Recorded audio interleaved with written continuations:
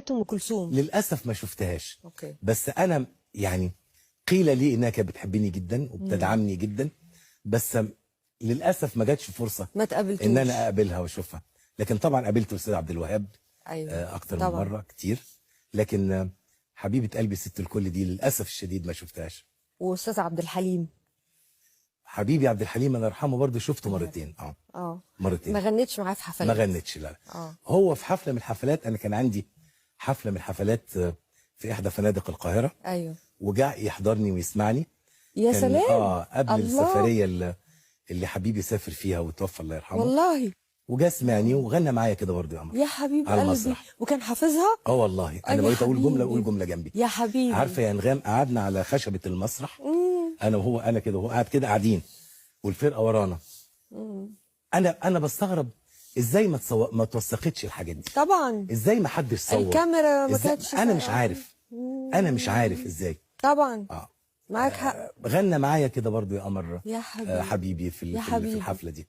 شوف بقى كانوا بيقولوا ايه وقتها عليه. امال ايه؟ كانوا بيقولوا كلام مش حقيقي، يعني فكره انه كان بيحاربك والكلام العجيب. انا ما شفتش بصراحه يعني. لو بيحاربك هيجي لك يسهر ويسمعك. انا عارف. مستحيل. وبعدين عايز اقول لك حاجه، يعني هو ربنا سبحانه وتعالى ما بيبقى كاتب لحد حاجه، الدنيا كلها لو وقفت في وشه ونعم بالله طبعا مش هيحصل طبعا. فانا ما كانش في بالي الكلام ده خالص.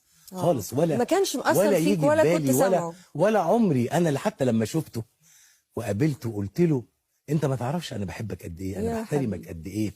انت السبب، يعني لولا وجودك على الساحه الفنيه انا ما كنتش غنيت، انا ما كنتش اكتشفت ان صوتي حلو، ان انا بعرف اغني. انا حبيت الغنى من صوتك. لا انا قلت كلام جامد قوي اما شفته، والله العظيم يا انغام. قلت من قلبك. لانه فعلا عارفه اما تحسي انه يعني الناس عماله بتنفخ وتقول وتولع ويولعوا هنا ويعملوا ما اعرفش ايه هنا. لا يعني انا احساسي بيه غير كده خالص. خالص. ده مثلي الاعلى. ده مدرستي الفنيه اللي انا بحبها وحبيتها وتعلمت من خلالها، هو الموجي وكمال الطويل طبعا. يا حبيبي طبعا طبعا.